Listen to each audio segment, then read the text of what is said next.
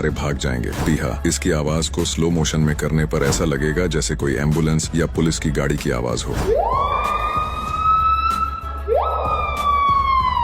White bell bird, अब इसे सुनिए। जैसे ही ये अपनी आवाज निकालेगा तो आपको लगेगा जैसे कोई अलार्म या डोरबेल बज रही हो। लाफिंग कुकाबुरा, जब ये अपनी आवाज निकालता है तो ऐसा लगता है कि जैसे जंगल में कोई चुड़ैल जोर जोर से हंस रही हो। लून, अगर रात में ऐसी आवाज सुनाई दे तो डरना मत, क्योंकि ये आवाज किसी भूत की नहीं बल्कि लून की है।